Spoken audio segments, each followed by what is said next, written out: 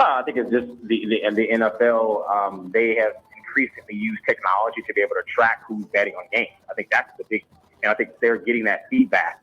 And some of the suspensions, there's definitely a difference in the type of suspension.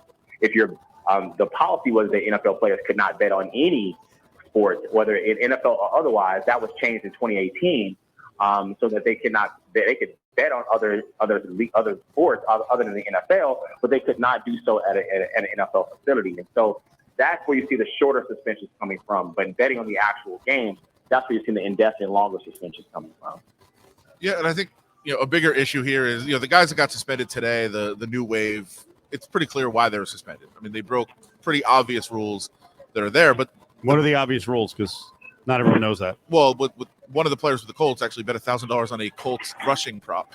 Why is that wrong? I mean, if you're betting on your team, you're banned from. We can't bet on your own team. Yeah. I think that's the biggie with that. And he did over 100 bets.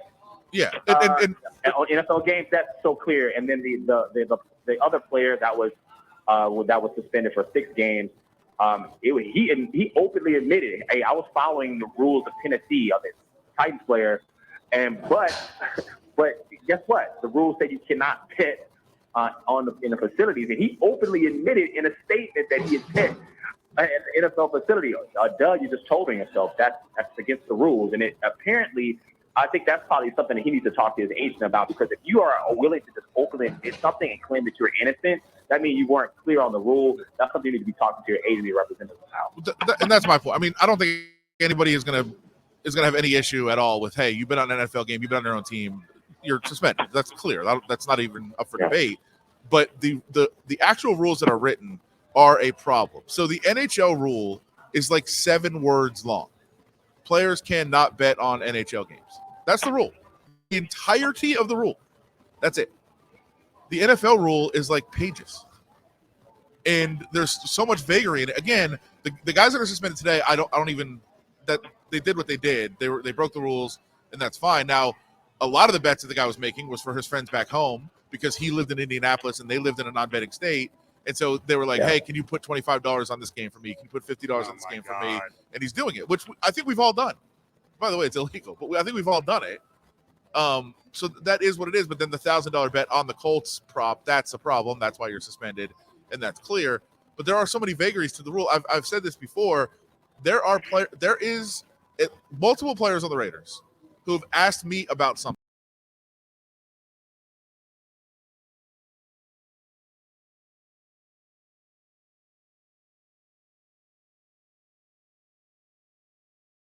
Which almost everyone I know is a sports bettor. So you can't be friends with anybody that bets on a sport, or is there some way to clarify what they mean by like a professional? Right now it just says you can't associate with sports bettors. That's a bad rule. The other one is you can't enter a sports book during the season. Okay, there's a large pool in town that has a betting window. Can you go there? Players don't know. Well, see that's where the rub is, because you still have two stadiums in Arizona and over out east with Washington that have it set up where they have certain facilities in place.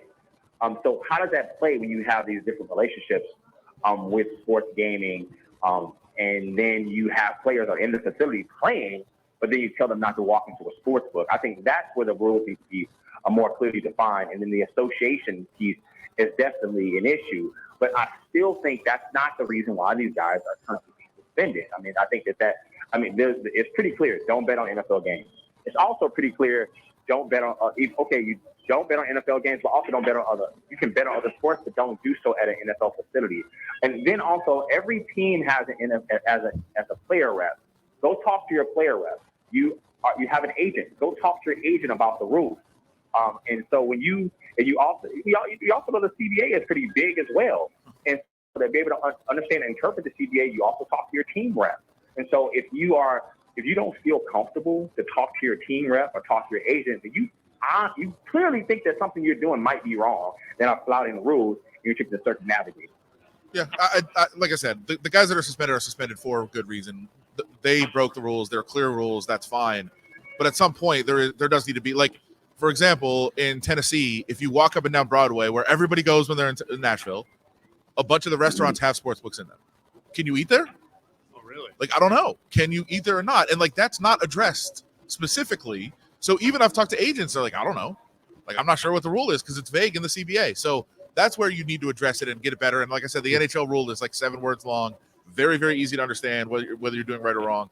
I think they need to go more in that direction. And I would imagine, Xavier, there'll probably be, because there's vagary in the CBA, I'm sure there'll be guys at some point that get suspended for things that they're like, wait a minute, how is this wrong? Where does it say this? Again, not these guys now, but down the road where you can challenge it and say, how are you interpreting this rule? I mean, that's an excellent question, but that's the reason why the rules were changed in 2018. Yeah. Is because of some of the vagaries in the rules. So as sports betting and sports gaming continue to evolve, I think it's incumbent upon the NFL to make sure they don't have other situations like this occur. And then you have players are in a situation where they feel like they're being entrapped.